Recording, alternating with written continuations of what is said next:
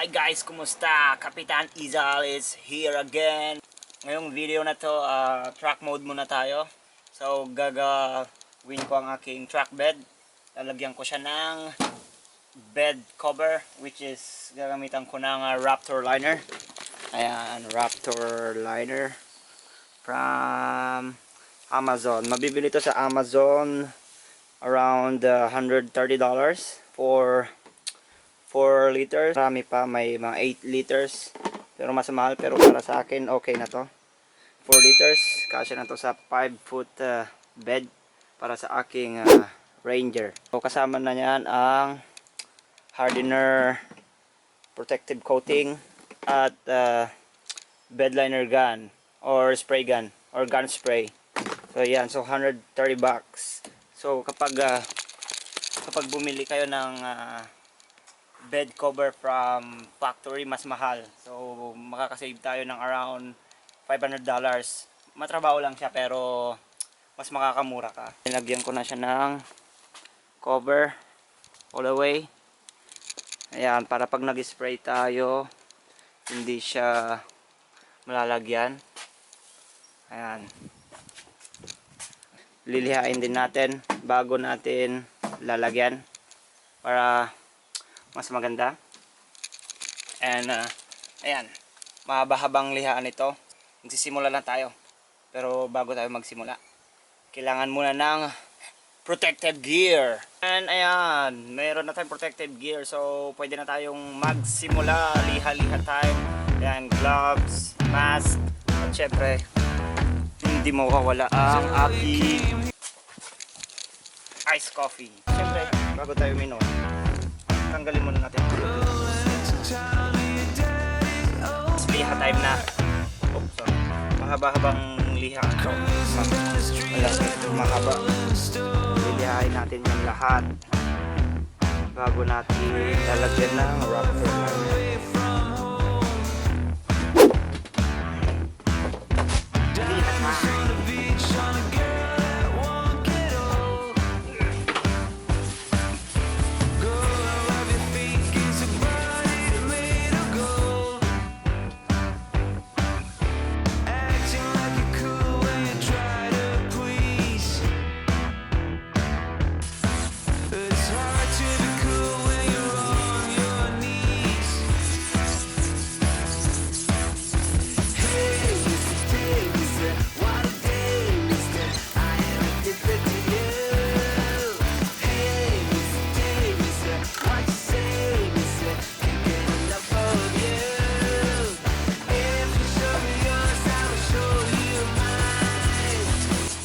Oh, so ayan guys, pagod na ako. Hindi na nakaya ng power ko, so bumili ako ng sander na machine. Ayan, gagamitin ko. Ayan, para mas mabilis din. Nabili ko lang ng $20 at ito $7 isa. Ayan, para mapabilis ang proseso. Ayan, kabit na natin ito.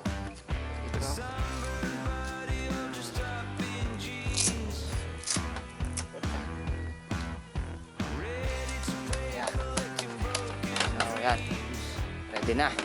Saka natin.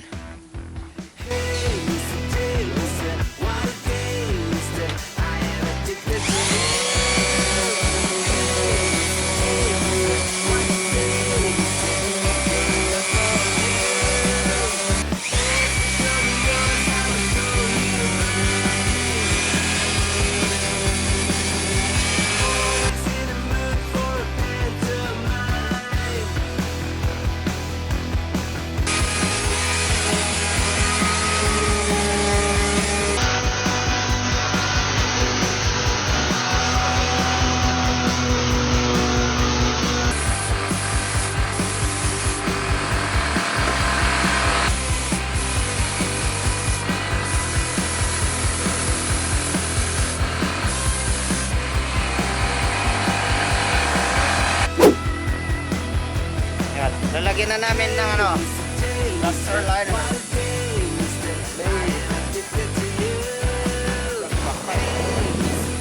Makita mo yan? Dapat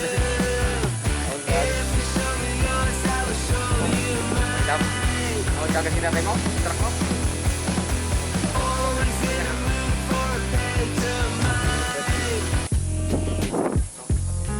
Kanan.